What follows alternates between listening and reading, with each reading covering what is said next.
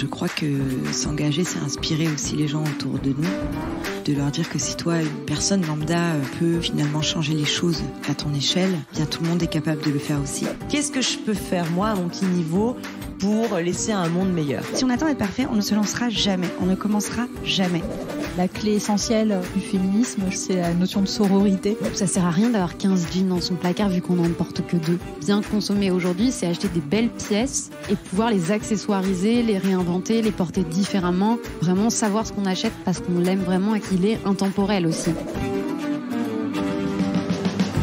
Bienvenue dans Nouveau Modèle, le podcast sur la mode responsable et engagée. Je suis Chloé Cohen et chaque mercredi, je donne la parole à des femmes qui font bouger les lignes de l'industrie textile. Parce qu'elles connaissent les impacts négatifs de cette industrie sur nos vies et sur l'environnement, ces femmes ont choisi de mettre en avant une mode plus humaine, plus durable, plus inclusive et moins polluante pour notre planète. Cette semaine, je reçois Camille Jaillant, la créatrice de la marque Holistic The Label. Je suis convaincue que la mode peut être un levier d'action puissant, une plateforme pour faire bouger les lignes de notre monde et de notre consommation. Camille l'a bien compris. Avec Holistic, elle fait bien plus que vendre des vêtements. Elle encourage l'indépendance financière de communautés de femmes en Inde ou au Portugal. Elle fait la promotion de matières innovantes et moins polluantes. Et elle s'engage auprès des Nations Unies. Avec Camille, on a parlé du rôle de l'ONU dans la défense et la démocratisation d'une mode durable, de ses actions engagées en tant que créatrice de mode et de la soie de la paix. Je vous souhaite une très belle écoute. Bonjour Camille. Bonjour. Merci beaucoup de me recevoir chez toi pour cet enregistrement. Alors Camille, j'aimerais bien qu'on commence par ton enfance parce que j'ai lu que tu avais grandi dans les montagnes suisses et que tu avais appris la couture très jeune avec ta grand-mère. Alors je me demandais comment était un peu cette enfance et surtout comment cette enfance a influencé la personne que tu es aujourd'hui. Oui, avec plaisir. Alors effectivement, ma grand-mère était couturière pour des grandes maisons de luxe. Et quand je passais les vacances du coup chez ma grand-mère, je découvrais tout cet univers de boutons, de tissus, de soie, et ça m'émerveillait vraiment. Caverne d'Ali Baba. Exactement. Donc c'est vraiment depuis ce moment que j'ai vraiment cultivé cette passion pour la mode et c'est ma grand-mère qui me l'a transmise en me faisant aussi des vêtements pour mes poupées quand j'étais petite et pour moi et pour moi-même. Donc j'étais très gâtée et je pouvais vraiment choisir le tissu avec elle dans une boutique et on pouvait vraiment créer ensemble la tenue que je rêvais. Quand on nous propose ça, c'est quand même une belle expérience. Ouais, j'imagine. Okay. Donc voilà, les montagnes, effectivement, je viens de la région donc vers l'Inde, donc juste entre la frontière entre la Suisse et la France, et donc j'ai vraiment grandi à la campagne, d'où l'inspiration vraiment de ce côté nature que j'ai retranscrit dans la marque Holistic. Ouais, de l'environnement, l'écologie. Exactement. J'imagine que finalement, dès petite, tu avais cette appétence pour la planète. Exactement, et ça a été très naturel en fait pour moi d'être de plus en plus sensible à ces causes qui sont cruciales aujourd'hui de vraiment défendre et d'avoir grandi dans des si beaux espaces. Ça m'a forcément c'était influencé. La petite graine, quoi. Ouais, voilà, c'est ça. Exactement. Donc aujourd'hui, c'est vrai qu'en vivant à Paris, c'est différent. Mais voilà, il y a toujours des petits coins nature, des parcs, plein de choses à découvrir en fait. C'est vraiment à nous de découvrir la nature un peu partout, que ce soit dans notre intérieur ou à l'extérieur. Ouais. Elle est toujours là, est toujours présente. Et toujours très importante. Exactement. Alors pour parler un petit peu de la suite, après ton enfance, donc de ton parcours, donc tu es diplômée de l'EDEC, donc qui est une école de commerce, je le reprécise. Tu as étudié pendant 2 ans aussi à l'Institut Royal de Technologie de Melbourne, donc en Australie, où tu as suivi un programme d'entrepreneuriat dans la mode. Et sur place, tu as étudié les fibres et teintures naturelles. Et c'est à ce moment-là, je crois, tu vas me dire si je me trompe, que tu as compris l'importance finalement de choisir des fibres biodégradables quoi, pour fabriquer des vêtements, pour éviter que ça fasse du déchet, ce genre de choses. Effectivement, ça a été après du coup un master en Australie. J'avais besoin de de sortir un petit peu de Paris, de la France, de la Suisse, de découvrir d'autres choses. Et l'Australie, ça m'a toujours inspirée et j'avais envie de découvrir justement ces grands espaces. Et grâce à ce master, j'ai vraiment fait des recherches, des thèses vraiment en profondeur pour connaître les certifications, que ça soit GOS, Ecotex, etc. Une fameuse, cette jungle des certifications. Exactement, qui sont des indicateurs qui peuvent aider les consommateurs aujourd'hui, mais également tout ce qui est teinture naturelle, que ce soit l'indigo, que ce soit avec de la terre, avec des fruits, avec des végétaux, etc. Enfin, il y a plein de belles recherches et j'ai eu notamment la chance de pouvoir tester moi-même à l'école des teintures, donc créer des premières pièces avec ces teintures. Et j'ai vu que voilà, à l'entretien, il y avait des solutions. On pouvait vraiment créer un produit de mode durable et beau. Et c'était là, possible. C'était possible. Et ça a été vraiment une super belle expérience. Ouais, bah oui, je me doute. Et tu as travaillé aussi à Paris, à New York, pour des marques donc plus traditionnelles, enfin de luxe quand même. Hein. Oui. Chloé, Louis Vuitton, Prada, Isabelle Marant. À quel moment, toi, tu as pris conscience des dérives de l'industrie textile? Exactement. Alors, ça a été justement, après toutes ces expériences, j'avais vraiment besoin de souffler et de faire un petit break parce que c'était une industrie qui me ressemblait pas profondément. C'est-à-dire que je me demandais des fois un peu qu'est-ce que je faisais là. Et j'avais vraiment envie de trouver ma place dans toute cette énorme industrie. Et je suis partie du coup en Inde parce que c'est un pays qui m'inspirait beaucoup, où il y a énormément de savoir-faire justement sur la teinture, mais au niveau du tissage et d'autres magnifiques savoir-faire. Et je suis partie un petit peu en sac à dos sur un coup de tête où j'ai quitté du coup mon poste et j'avais envie de m'aventurer et de découvrir. Donc ça a été, maintenant que j'y repense, je me dis ouf, dis donc j'avais quand même envie d'y aller. Donc c'est avec le recul, oui, c'était quand même une expérience risquée. Ouais, c'était osé, c'était pas un pari. C'est ça. Mais cette expérience-là, elle m'a changée.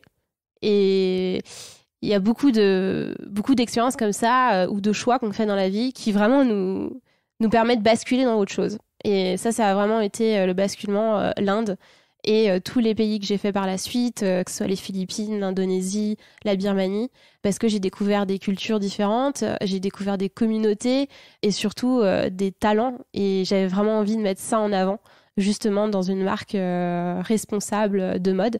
Et c'est là... c'est vraiment le point de départ de tout. On va revenir, on va détailler tous les savoir-faire que tu as découverts parce que donc en 2018, tu décides de créer ta propre marque, donc Holistic, c'est ça? C'est ça. Donc tu reviens d'Inde et tu te lances tout de suite. Qu'est-ce qui a provoqué quand même l'envie? Parce que l'Inde te change profondément, tu découvres quelque chose sur place qui te fascine, mais entre ça et le moment où on se dit bon, c'est bon, je crée ma propre marque, il faut quand même faire un autre pas. Comment ça s'est passé tout ça? Alors, vraiment, le point de départ de vouloir créer ma marque, c'était justement après avoir quitté les grandes maisons. Ok. Donc même avant de partir en Inde. Exactement. T'avais déjà ça en tête. J'avais déjà ça en tête et je savais que c'était pas une industrie qui pouvait me convenir. C'est-à-dire que je cherchais quelque chose qui vraiment était en accord avec mes valeurs, que ce soit sur l'humain ou l'environnement, mais de manière très engagée. C'est-à-dire pas juste quelques pièces dans une collection. Oui, parce qu'on va le voir, tu vas très très loin avec ta marque. Mais vraiment, quelque chose de 100% engagé. J'avais vraiment envie de un petit peu bousculer les codes. J'ai pas peur, en fait, j'y vais. En fait, je me dis, on verra comment ça évolue, Mais quand il y a des opportunités et quand on a vraiment la passion et envie de faire quelque chose, je me dis, pourquoi pas, allons-y. Il faut y aller. Il faut toujours suivre ses instincts. Donc, c'est ce que j'ai fait. Et l'Inde, ça a été vraiment le cheminement d'une réflexion personnelle où j'avais besoin de me découvrir aussi en tant que personne. Et là-bas, ils ont vraiment ce côté spirituel et aussi reconnexion à soi qui m'a permis personnellement de vraiment me retrouver et professionnellement de m'épanouir. Et voilà, ça a été vraiment... ce qui te manquait, en fait, le déclencheur qui te manquait pour vraiment passer le cap de créer ta marque. Exactement. Pourquoi ? Parce que l'Inde, en fait, quand on va là-bas, on ressent l'envie de de vraiment faire les choses, de vraiment s'épanouir, d'être heureux. Il n'y a pas vraiment de peur en fait. Les Indiens vivent vraiment au jour le jour et ça m'a vraiment poussée. Ouais, j'arrive pas trop à l'expliquer, mais ça a été c'est un peu difficile un parfois déclencheur. de mettre des mots sur des émotions, mais on comprend que ça a été Exactement. la petite case qui manquait. Et qu'est-ce que tu as vraiment découvert alors sur place comme savoir-faire? Alors, je suis allée, du coup, j'ai pris un taxi qui me suivait vraiment sur tout le périple, parce que voilà, en tant que femme, il faut faire aussi un petit peu attention, surtout que je voyageais seule. D'hôtel en hôtel, des fois je faisais des villages, donc c'est vrai que ça pouvait être dangereux. Donc j'étais toujours avec cette super belle personne qui m'a vraiment fait découvrir l'Inde sous une autre facette et que je ne connaissais pas du tout. Donc vraiment les chemins perdus, les villages non connus, donc des choses pas du tout touristiques. Ce qui m'a permis de vraiment rentrer dans l'Inde profonde et de parler vraiment grâce à lui qui a du coup fait beaucoup de traductions entre des Indiennes et moi. Et donc du coup, ça a été des belles découvertes, que ce soit sur l'indigo, d'autres teintures avec des fleurs qu'on utilise beaucoup en Inde, des très belles teintures avec de la boue également. On les faisait sécher au soleil, en fait, ces teintures. Donc, différentes techniques en fonction de ce qu'on utilise au niveau de la teinture.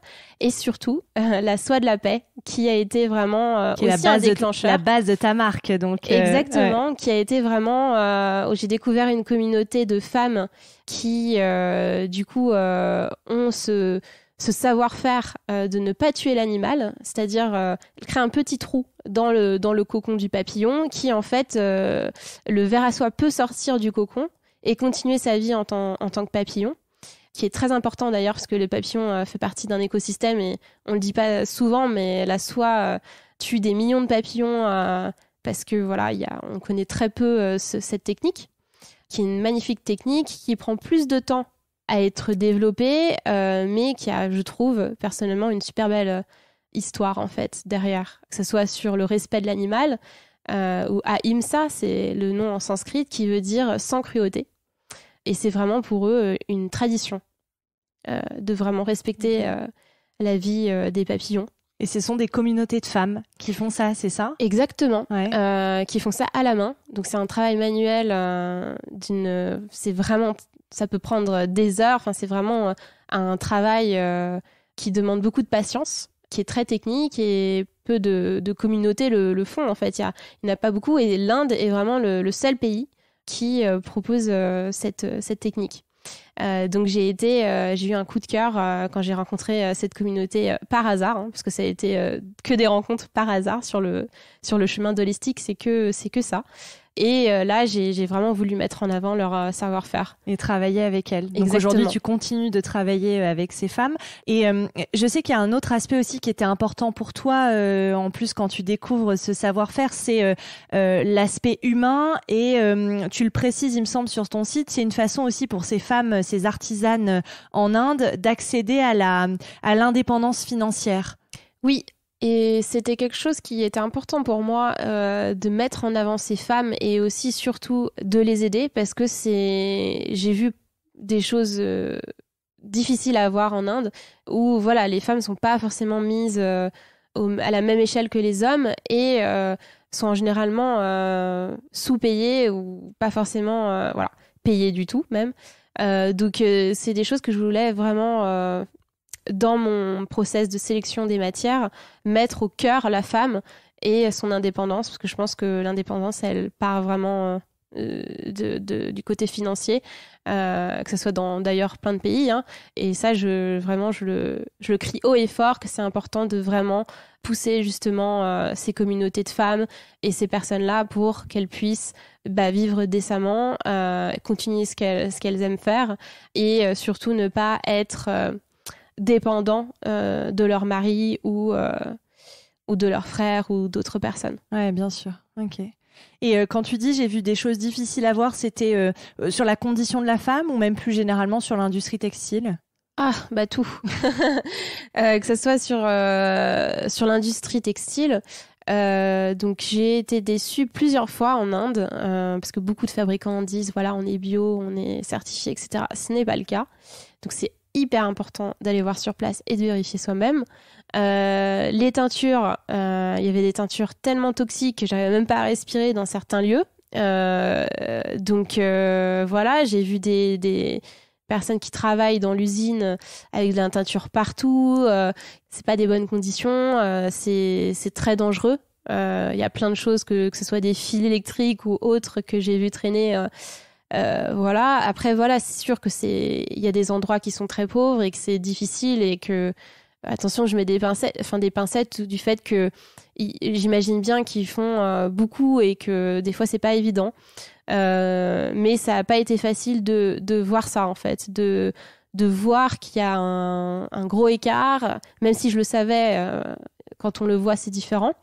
Et voilà, de voir des petites filles sur une machine à coudre, moi ça m'a un petit peu bousculée.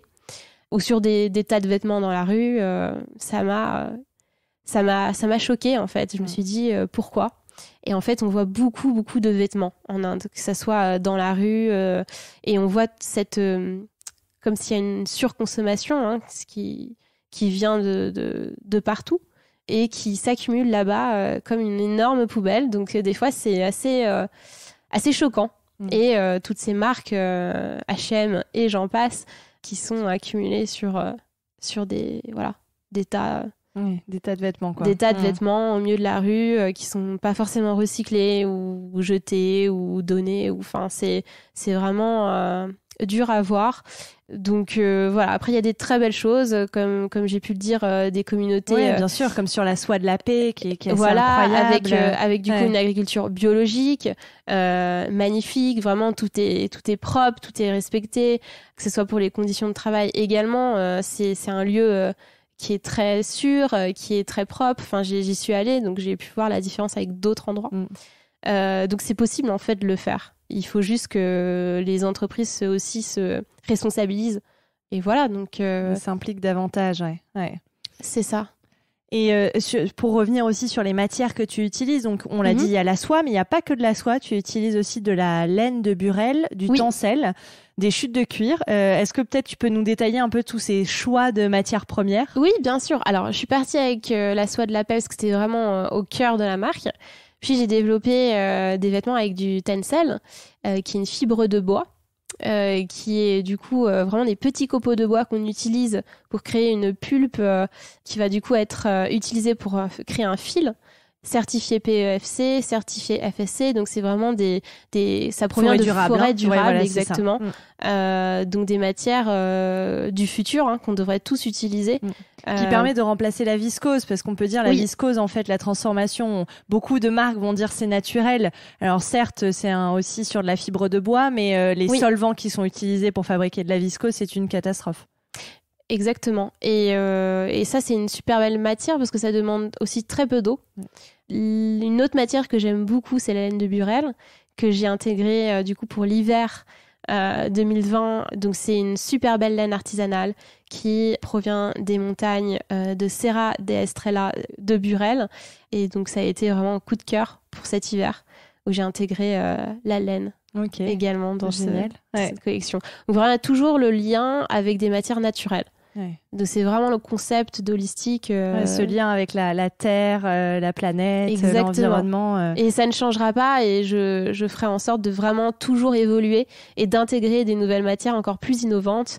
Il y a aussi l'ananas, il y a les algues, il y a plein de choses qu'on peut utiliser dans l'industrie et qui peuvent vraiment faire un impact positif sur tout ça. Et après, sur la confection, donc tu as décidé de partir au Portugal. Pareil, tu travailles aussi sur de la broderie et tu as des brodeuses au Portugal, je crois. Peut-être que tu peux nous raconter un peu cette collaboration avec ces femmes portugaises. Alors, le Portugal, ça a été aussi toute une histoire de rencontre où j'ai vécu pendant presque 1 an au Portugal. Et pendant cette année-là, j'ai vraiment pris le temps de chercher un atelier qui me correspondait et qui était aussi spécialisé dans la haute couture, dans des belles finitions, qui est très difficile à trouver. Et à force de chercher, je suis tombée sur cet atelier avec qui je travaille aujourd'hui, depuis les débuts de la marque. On a eu un coup de cœur toutes les deux où ça a été une super belle rencontre où j'ai également eu accès à des talentueuses brodeuses. Donc vraiment un savoir-faire traditionnel au Portugal qu'on oublie des fois de mettre en avant, mais la broderie est vraiment un métier d'art là-bas. Et donc j'avais envie de montrer ce savoir-faire dans certaines pièces. Je le fais pas pour toutes les pièces parce que c'est un travail fou et que ça peut prendre plusieurs heures pour une seule broderie. Mais je le fais sur certaines pièces en édition limitée pour vraiment mettre en avant ce talent. Ok. Et sinon, tout le reste est fabriqué quand même au Portugal ? Oui. Et tu t'es posé la question de l'impact carbone qui est plus important que si ça avait été en France, par exemple ? Je me suis pas forcément posé la question parce que j'ai fait beaucoup de choix pour l'environnement et pour l'humain. Et en fait, dans une marque de mode, pour moi, il y a des choix à faire. C'est-à-dire que l'Inde, je l'ai choisi pour mettre en avant vraiment les femmes, ce savoir-faire de la soie de la paix. J'aurais pu trouver une soie que je trouve en Europe ou en Italie ou dans des endroits plus proches de moi. Mais c'était pas forcément mon objectif. Donc en fait, ça dépend de où on se positionne et sur quel... si on parle plutôt d'environnement, plutôt d'humain, plutôt de savoir-faire, c'est vraiment... ça englobe plein de choses. Et je pense que le principal, le plus important en fait, aujourd'hui, c'est de faire certains choix, mais qui ait toujours un impact positif dans ce choix-là. Et pour moi, le Portugal, ça justement aidait ces femmes-là à continuer ce qu'elles faisaient de super et ce savoir-faire de broderie qui, pour moi, n'avait pas été si simple à trouver à Paris, enfin en France. Et les ateliers en France, il y en a très peu en fait. Et ils sont aussi surtout débordés et souvent bookés par les grandes marques. Et il y a très peu d'espace libre pour des marques indépendantes designers. Ouais. Donc ça a été plein de raisons. Ouais, bien sûr. Et alors, tu viens de sortir une collection en collaboration avec donc la mannequin très engagée Arizona Muse. Est-ce que tu peux nous raconter un peu la genèse de cette collaboration et comment ça s'est passé ? Alors, Arizona, on avait un contact en commun et on s'était vu plusieurs fois à des réunions Zoom avec les Nations Unies, donc toujours avec notre engagement fort pour la mode durable. Et moi, j'ai toujours adoré son engagement et la personne qu'elle est. Et je trouvais ça très, très rare aujourd'hui d'avoir justement une personne qui a travaillé dans l'industrie du luxe, qui a eu cette expérience-là et qui revient à des valeurs plus essentielles, un retour à la terre, un retour aux sources, à l'humain, etc. Donc pour moi, c'était une évidence, en fait, qu'il fallait qu'on se parle, qu'il fallait qu'on crée un lien toutes les deux. Et donc ça s'est fait, cette collaboration s'est faite de manière très fluide, très naturelle. En plus d'une création d'une collection, on a vraiment partagé plein de choses, en fait. Et c'est ça qui est beau, c'est que ça s'est pas arrêté à on crée une collection et c'est terminé. Et c'est ça d'ailleurs qu'on a besoin dans l'industrie de la mode, c'est vraiment d'ajouter plus ce côté humain et authentique qu'on perd. Et donc c'est vraiment ça qui m'a plu chez Arizona. Et on a passé plusieurs mois à se voir entre Paris et Londres, à développer cette collection, à penser les matières. Ça a été très simple en fait pour le choix des matières. Parce vous êtes complètement alignés sur les valeurs. On connaît toutes les deux très bien les matières éco-responsables. Et donc, du coup, parce que c'est une des marraines, c'est la marraine de Sustainable Angle, qui du coup propose des matières innovantes et éco-responsables. C'est quoi, c'est une agence ? Non, c'est comme un salon, en fait, qui présente les dernières innovations textiles. Et c'est vraiment la marraine de ce salon. Et donc, du coup, on connaissait très bien toutes les matières, toutes les deux.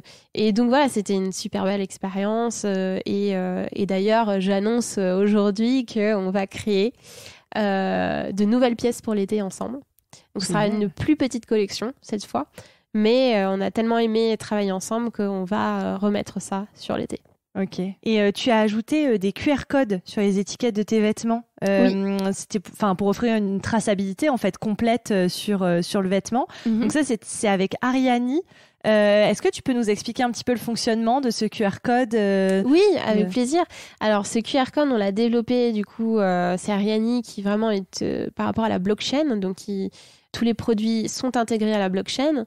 Comment expliquer la blockchain ? Je serais pas capable. Très rapidement, je vais tenter le coup parce que j'avais fait un épisode justement sur la blockchain avec Déborah Berger. Et en gros, donc c'est le principe de chaînes reliées les unes aux autres qui permettent de remonter en fait d'une chaîne à l'autre toute la chaîne de production en fait du produit fini jusqu'à la matière première. Ça marche, ça marche visuellement. On peut imaginer des, je sais pas, comme une chaîne de colliers avec des anneaux reliés les uns aux autres, ce qui nous permet de relier tous les points et de pas se dire ah mince, je sais pas comment a été tissée la matière, ça n'existe pas. Oui. Et surtout de vérifier en fait chaque étape peut valider et puis comment on appelle ça ? Être sûr de toutes les étapes de la chaîne. Exactement. Donc c'est tout à fait ça. Je sais pas si j'ai bien expliqué, mais c'est comme ça que je le comprends moi la blockchain. Tu l'as très bien expliqué. Et ce qu'Ariani ajoute à tout ça, c'est qu'il y a aussi du coup une personne qui détient un produit, donc un certificat. Chaque produit a un certificat qui permet d'authentifier le produit et d'être sûr que voilà, c'est une robe holistique. Et donc, si on souhaite un jour, par exemple, la donner ou la revendre, par exemple sur Vestiaire Collective ou d'autres sites, en fait, on est sûr que c'est un produit qui est véritablement fait par la marque holistique. Parce qu'on a souvent des problèmes de contrefaçon ou dans d'autres pays, etc. Donc ça, c'est quelque chose qui aussi est important de le dire. Et Ariani le permet. Donc grâce à ces certificats, la cliente va pouvoir scanner avec son téléphone le QR code et avoir vraiment toute une transparence sur toutes les étapes de la supply chain, comme tu as pu le dire, que ce soit sur la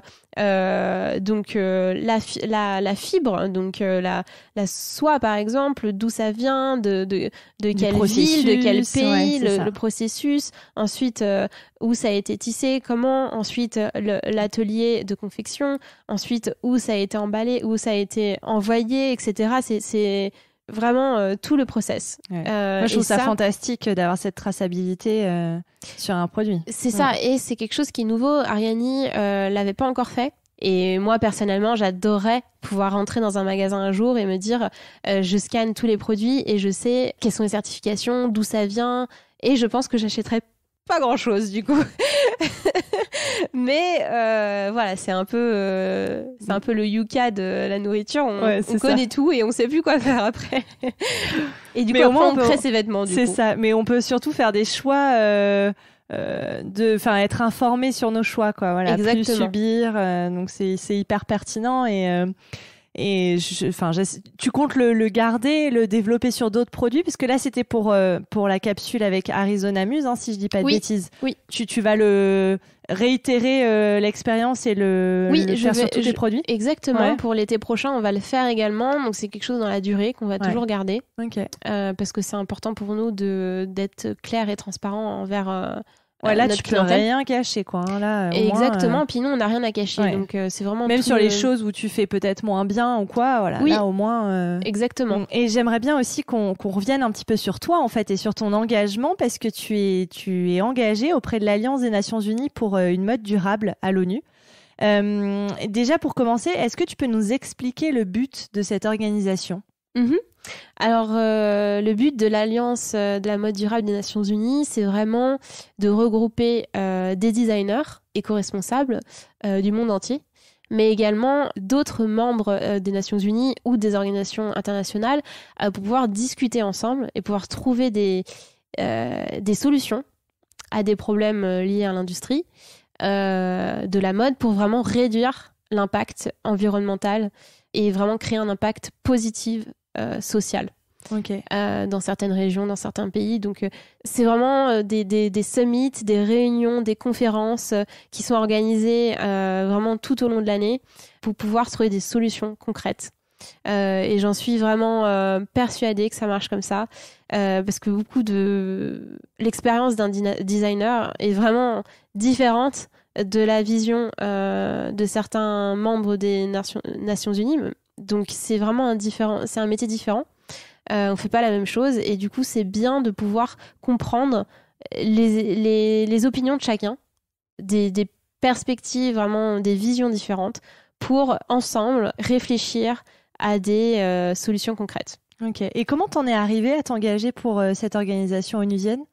Alors, moi je suis suisse, donc franco-suisse, et Genève était tout à côté de chez moi. Donc j'ai grandi à côté de Genève, et j'ai souvent fait des missions de volontariat, et j'allais souvent à des conférences parce que c'est des sujets qui m'intéressaient, sur le droit de la femme, mais également que ça peut être de l'architecture avec des nouveaux matériaux éco-responsables. C'était vraiment des choses qui m'intéressaient de différents domaines en fait. Et tout doucement, j'ai connu du coup des personnes qui étaient engagées auprès de l'ITC, donc Ethical Fashion Initiative, qui vraiment crée ces communautés d'artisans dans des pays en guerre ou en crise. Et ça, j'ai trouvé ça super en fait. J'ai trouvé ça hyper inspirant, et j'avais envie d'en apprendre plus. Et c'est là où j'ai découvert l'Alliance. Et aussi, du coup, on m'a invitée en tant que designer à participer au sommet des Nations Unies au Kenya, où là, j'ai pu, du coup, expliquer les actions que j'ai faites en Inde, et aussi mon engagement personnel par rapport à tout ça. Et du coup, ça a été personnellement, plus que professionnellement, personnellement, très enrichissant de pouvoir être présente et de pouvoir écouter, partager, parler sur mon expérience, mais aussi comprendre ce qui se passe en fait, ouais. ce qui peut se faire, ce qui peut ne pas se faire, et toujours en lien avec les objectifs de développement durable des Nations Unies. Ouais. Exactement, et comprendre chacun des objectifs, comment moi, avec mon entreprise, je peux encore aller plus loin. Ouais. Et oui, parce que sur ton site, on voit, tu réponds à certains, donc ce qu'on appelle oui. les ODD, les objectifs de développement durable, donc des Nations Unies. Tu as protection, défense des droits des femmes et des filles à travers le monde, oui. Protection de l'eau, des océans, c'est plein de choses. Il y en a combien, rappelle-moi, des ODD? Il y en a 17, il me semble. Ouais, c'est ça, t'as raison. Il y a 17 objectifs, donc très variables, vraiment en lien avec l'humain et l'environnement. Et c'est vrai que sur ton site, tu t'essaies de détailler en quoi ta démarche répond à certains objectifs de développement durable. Exactement. J'ai signé une charte aussi. D'accord. En tant qu'entreprise pour vraiment m'engager à 100%, à 200% sur ce qu'ils proposent, parce que je pense que ça commence déjà par ça.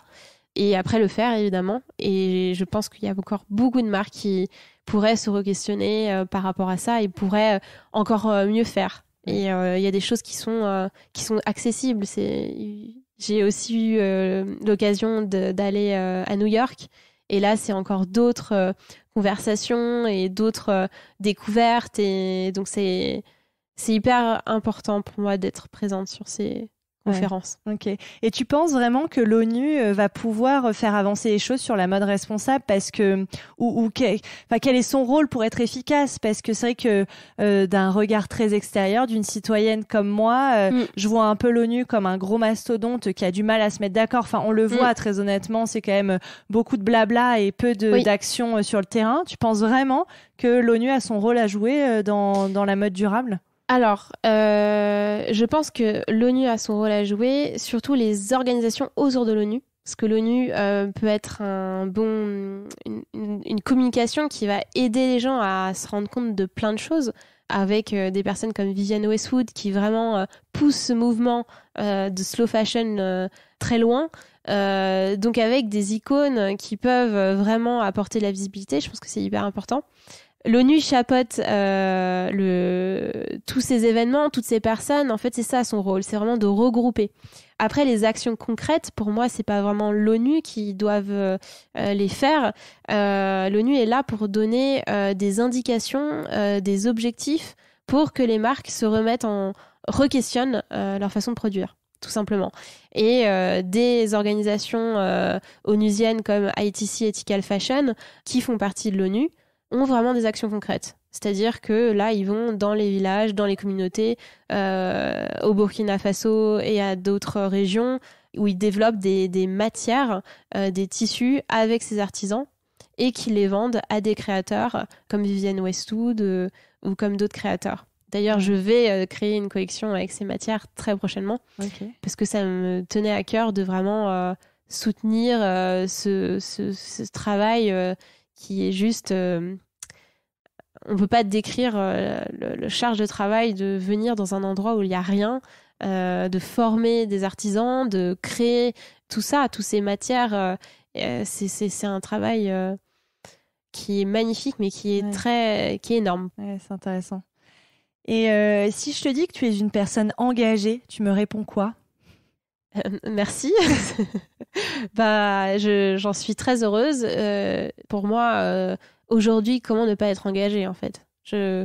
J'ai du mal. Alors, je suis peut-être un peu activiste sur les bords, mais je pense que on a tous un rôle aujourd'hui, à notre échelle, mais qui aura un énorme impact sur le futur de nos enfants, et que je pense que c'est maintenant qu'il faut être engagé, que ce soit sur l'environnement, mais aussi sur l'humain. Il y a plein de combats en ce moment sur plein de causes, et je pense que c'est bien que ça se réveille et qu'il y a des choses qui se disent et ce qu'ils disaient pas forcément avant. Je pense que c'est bien parce que ça permet de réveiller certaines personnes et de grandir de tout ça. Et comment ta conscience écologique, éthique, elle se développe encore aujourd'hui ? Alors aujourd'hui, il y a encore plein de choses que j'aimerais faire. Déjà, en vivant à Paris, c'est vrai que tout n'est pas possible. J'ai un petit jardin, mais j'aimerais beaucoup faire du compost. J'aimerais beaucoup... Il y a plein de choses que je ne fais pas. Je ne suis pas parfaite loin de là. Vraiment, mon créneau, c'est la mode durable. Et j'essaye de vraiment, dans mon quotidien, de l'intégrer. Mais toutes les petites actions que je fais, que ce soit sur la brosse à dents ou que ce soit sur d'autres éléments un petit peu plus banals de la vie quotidienne, ça me remplit de bonheur de pouvoir faire à chaque fois ces actions-là. Donc ça devient en plus maintenant un mécanisme qui me fait beaucoup de bien. Ouais. Donc c'est pas un effort. Certaines personnes pensent que ça peut être un effort, mais en fait non, pas du tout. Peut-être au début, ça l'a été, mais ensuite, c'est plus comment faire pour après pouvoir toujours tout changer plus. Et tout vraiment tourner tout son lifestyle sur ça, en fait. Parce qu'on se sent beaucoup mieux. Ouais. Ok. Et c'est marrant, ça me fait penser à une question quand je t'entends parler et tu dis tout a un impact, mais finalement créer une marque de mode aussi, ça a un impact. Oui. Tu pollues d'une certaine façon. Comment tu arrives à gérer ça ? C'est-à-dire le fait de créer du vêtement, forcément, en créant, il y a de l'énergie, il y a forcément de la pollution. Donc, comment tu vois ça, ouais. Alors, moi, je dis toujours, faut pas être dans l'extrême. La chose à faire attention, c'est évidemment que ça a un impact. Il y a plein de choses aujourd'hui qui ont un impact dans notre vie. Et le but, c'est de pouvoir faire les bons choix, mais pas vivre à poil sur une plage déserte. Donc, c'est un petit peu ça le truc. Et parce que tout simplement, c'est pas faisable. Et je pense qu'on deviendrait un petit peu fou. Donc voilà, c'est plus à son échelle, savoir ce qui est vraiment important. Et puis il y a l'aspect humain finalement qui est quand même dans ta marque. L'aspect humain et ça donne le choix aussi à la cliente de pas acheter des vêtements synthétiques et de pas polluer encore plus. Donc c'est toujours une question de la balance, quoi. Qu'est-ce qui est mieux, qu'est-ce qui est moins bien à choisir. Vaut mieux du naturel et du biodégradable et du biologique que les synthétiques. Et ça peut vraiment sur tous les domaines, on peut dire la même chose. Plein de choses polluent en fait. Le but, c'est de le faire à petite dose, c'est-à-dire que jamais je produirais trop de pièces, ou c'est pour ça que je fais aussi beaucoup de précommandes ou des choses qui peuvent aussi me permettre d'avoir très peu de stock, de mieux comprendre exactement la demande. Donc il y a plein de choses à mettre en place pour être sûr aussi de pas faire trop de mal à la planète, à la terre. Voilà. Ok. Et alors, on arrive à la dernière question, un rituel de ce podcast. Est-ce que tu as des modèles dans la vie ? Bien sûr, j'en ai plein. Par exemple, une personne qui m'inspire énormément, une femme très forte, avec des valeurs vraiment magnifiques, c'est Oprah Winfrey. Et il y a 2 citations d'elle que j'aimerais vous faire partager aujourd'hui, parce que j'ai trouvé magnifique en fait. La première, c'est « Il n'y a pas de plus belles aventures au monde que de vivre la vie de vos rêves ». Je trouvais très jolie. Et la deuxième, c'est « Peu importe le défi que vous avez à surmonter, vous devez vous rappeler que même si la toile de votre vie se peint au fil de vos expériences, de vos comportements, de vos réactions et de vos émotions, c'est vous qui avez le pinceau en main. » Et je trouvais ça aussi elles sont très belles. Très fort. Ouais. Et la deuxième personne qui m'inspire énormément, c'est Yvon Chouinard, donc fondateur de Patagonia, parce que il a vraiment changé l'industrie à sa manière et qu'il a vraiment un rapport aussi à la nature très fort que je trouve sublime. Et j'aimerais beaucoup pouvoir de temps en temps avoir cette vie de voyageuse, exploratrice, comme lui a pu le vivre. Et une citation que j'aime beaucoup de lui, c'est « The more you know, the less you need ». Et je pense que ça résume bien l'industrie de la mode et qu'on réalise qu'en fait, on creuse, on trouve plein de choses et on comprend mieux en fait ce qu'on a besoin et ce qu'on a vraiment besoin. Ouais, c'est ça, et on a moins de besoin en fait que ce qu'on pourrait croire. Exactement. Ok, très bien. C'est des très belles citations. Merci infiniment d'avoir partagé tout ça avec nous. Merci beaucoup. Merci à toi. Merci à Camille d'avoir participé à cet épisode de Nouveaux Modèles et merci à Thomas Langlin, notre ingénieur du son. Si vous aimez l'émission, dites-le moi avec des mots doux et des étoiles sur vos applications préférées et parlez-en autour de vous, c'est ce qui m'aide le plus à faire connaître le podcast. Pour ne louper aucun épisode, rejoignez-nous sur Facebook, Twitter et Instagram @nouveaumodèle.podcast. Je vous dis à très bientôt pour rencontrer un nouveau modèle.